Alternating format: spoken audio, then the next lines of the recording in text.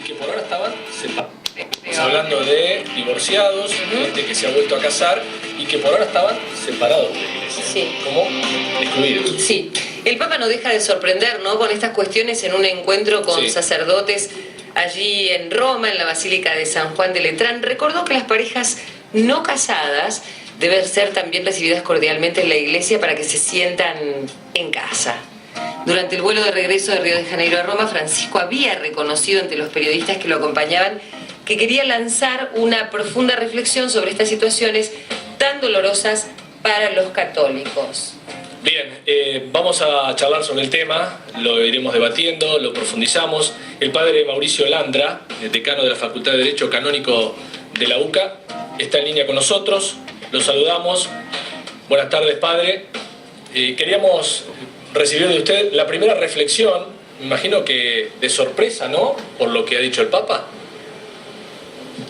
Bueno, buenas tardes también a todos ustedes y a los que nos están mirando. Realmente la sorpresa se vive con serenidad porque en la Iglesia este tipo de reflexiones se vienen dando hace un buen tiempo, no solo con el Papa Francisco, sino también en otros ámbitos, a pedido del Papa Benedicto, a pedido del Papa Juan Pablo II. En el año 1984, luego de un sínodo de los obispos sobre la familia, el Papa emite un documento que es una exhortación apostólica, Familiaris Consortio, y en uno de sus números nos recuerda la importancia de tener presente, de incluir a las familias, sobre todo aquellas que no han celebrado el sacramento del matrimonio, o si bien lo han celebrado, no lo están viviendo en este momento, e incluso están viviendo una segunda unión, que no puede ser bendecida con el sacramento del matrimonio. Recordando su invitación, ese documento, me alegro también con una serena paz que el próximo sínodo de los obispos también va a tocar el tema de la familia, al igual que ese de 1984. ¿Y por qué llama tanto la atención, si este tema se había hablado, que lo diga concretamente el Papa Francisco? En realidad siempre es un tema a seguir reflexionando. Por supuesto que hay una teología presente, la doctrina de la indisolubilidad del matrimonio es algo que la Iglesia no lo puede obviar o incluso cambiar. Es de institución divina ese sacramento con esa cualidad, con esa característica de la indisolubilidad. Lo que sí la Iglesia hace, y desde siempre, es preguntarse si el sacramento es válido, si el sacramento celebrado lo fue. Si lo fue, tiene esa cualidad, esa característica instituida por nuestro fundador, que es Jesús. Si no lo tiene, no es sacramento y por lo tanto no hay matrimonio. Se declara que nunca hubo un sacramento del matrimonio. Lo que no implica, o sea que lo que se propone ahora es que si no hubo un sacramento, de todos modos aquellas personas que no han recibido el sacramento del matrimonio puedan sentirse como en casa. Eso es lo que se interpreta, y si no, corríjanos, que intenta decir el Papa Francisco. Están todos invitados, abre los brazos a todos, como lo hizo con otras religiones, como lo hizo con un montón de situaciones, ¿no? Seguro que sí. De hecho, el espíritu que respiramos todos desde que tenemos al Papa Francisco es de una invitación general, no solo a recibir, sino a ir a los demás. Eso es la expresión, ir a las periferias de la sociedad. Periferias que a veces son personas que están alejadas o que a veces las hemos tratado no convenientemente y por lo tanto se han alejado. Claro. Las situaciones son variadas. No es lo mismo una persona que ha celebrado su sacramento del matrimonio y en este momento una separación no le permite seguir viviéndolo. Cabe aclarar que esa persona para la Iglesia no es un divorcio, porque no tenemos un divorcio, ni siquiera con ese nombre usamos la palabra, sino una separación. Ahora, esa persona, con mucho amor hay que atenderla y sobre todo a todos sus seres queridos, mostrándole esa acogida cordial y ese rostro de Jesús que nos quiere a todos, ¿no?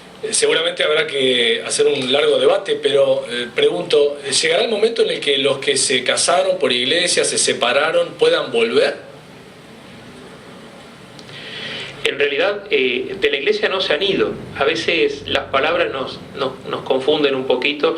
Yo he escuchado en mi parroquia, en otros lugares donde ejerzo el ministerio sacerdotal, que la persona como no recibe el sacramento de la comunión eucarística, está excomulgado. Y eso no es cierto, no hay una excomunión en aquella persona que, separada y vuelta a unir, no recibe el sacramento de la comunión. Es una confusión a veces de lenguaje y por supuesto ha producido mucho dolor. Sí, seguro. La persona separada, celebrando el sacramento, si está sola, puede recibir este sacramento de la comunión eucarística. Es más, muchas veces a esto lo dar porque o por ignorancia o por falta de claridad en la explicación no lo venían haciendo. Lo mismo ocurre con las personas que aún no han celebrado el matrimonio y que se los invita no solo a celebrarlo, sino a vivir la fe. Muchos papás en catequesis descubren que esto es un llamado porque sus chicos, empezando una catequesis de iniciación a los sacramentos, ellos mismos se lo piden. ¿Por qué no te casas, papá o mamá? O ustedes, ¿por qué no celebran lo mismo que yo? Pudiéndolo hacer, hay una invitación clara y el Papa nuevamente lo reafirma. Es una tarea invitarnos claramente a recibir este sacramento. No solo un sacramento o todos, sino a vivir la fe, ¿no? A sentirse familia.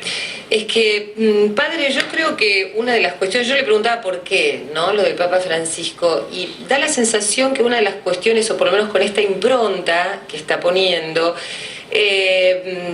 da muchas más ganas de acercarse a la Iglesia, inclusive de aquellos que tenían cierto enojo para con la Iglesia. Muchas generaciones se criaron con una Iglesia que castigaba, que indicaba que si uno no cumplía con ciertos dogmas era pecador.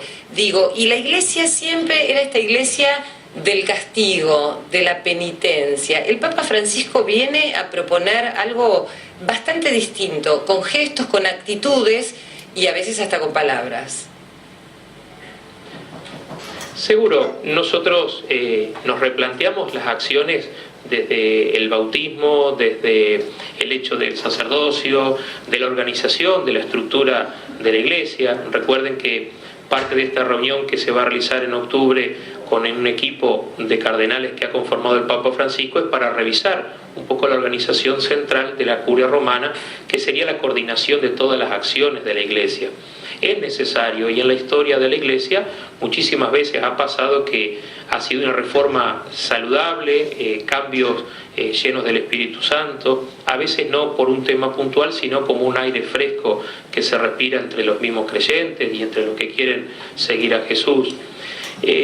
También tiene mucho que ver la experiencia personal, familiar y comunitaria de la fe.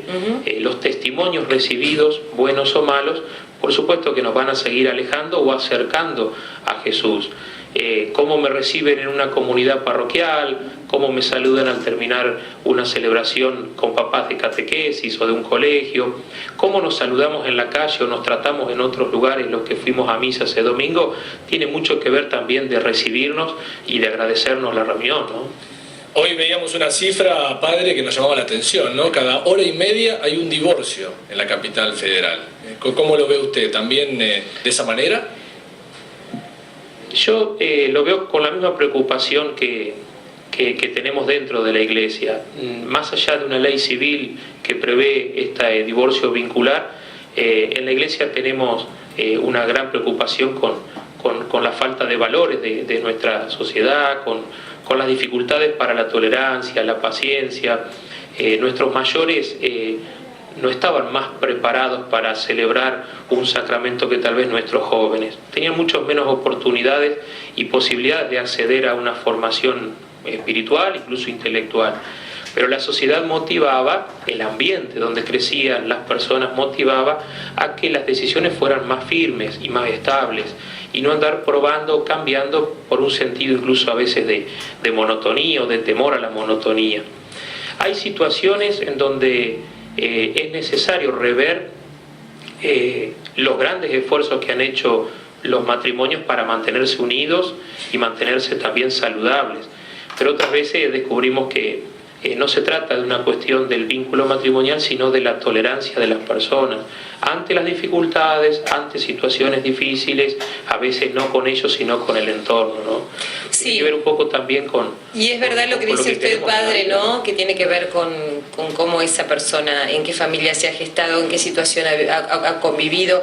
La última pregunta tiene que ver con otra pastillita así que nos dejó el Papa y también nos ha sorprendido, que se ha empezado, o por lo menos ha empezado a circular esta palabra celibato dentro de la propia Iglesia. Hace unos días, pues justamente cuando estamos hablando del tema de los divorcios y el matrimonio, el otro día el padre Guillermo Marcó me decía, bueno, justamente ahora somos los sacerdotes los que estamos contendiendo a las parejas que se están separando. Pero bueno, también es una libertad para aquellos que quieran involucrarse y trabajar dentro de la Iglesia, y la posibilidad de tener un esposo, una esposa, hijos. ¿Qué piensa usted al respecto, padre? Yo, como sacerdote, digamos, me crié y me formé en un ambiente en donde había mucho diálogo, mucha pluralidad, mucha apertura, en un seminario pequeño, con sacerdotes sabios, prudentes, con ejemplos buenos y no tan buenos, pero con una consigna clara de aceptar las reglas del juego, ¿no? Si bien el celibato no es una ley de derecho divino, no está impuesta como esencial del sacerdocio, sí tiene muchos siglos. Y por supuesto que se podría rever, y por supuesto que habría un repaso de su sentido, pero no necesariamente es la solución a muchas dificultades que puede presentarse en el ministerio sacerdotal, ¿no? Seguro. De hecho, la Iglesia Católica, en una de sus partes, en las iglesias de rito oriental, tienen el celibato optativo. Es decir, el futuro sacerdote decide antes de la ordenación sacerdotal a celebrar el sacramento del matrimonio o permanecer célibe. Pero hay dos detalles.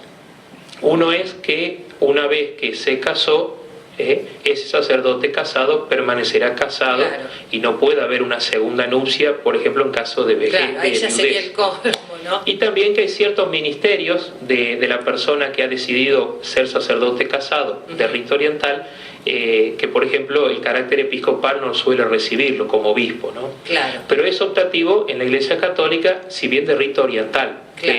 En la ciudad de Buenos Aires, en Córdoba y en varias partes de nuestro país hay católicos de rito oriental, de distintos ritos, como puedo mencionar el rito ucraniano, que tienen esa característica. Iglesia Católica de rito oriental con un sacerdocio con celibato optativo. Bueno, un gusto, padre. Seguramente lo vamos a molestar en otra oportunidad porque es muy claro en sus conceptos. Es un gusto, así que muchísimas gracias por este tiempo que nos ha cedido en esta tarde de hoy. Gracias a ustedes y también por este tema que realmente es ayuda a la reflexión y a seguir lo que el Papa nos pide a todos, ¿no?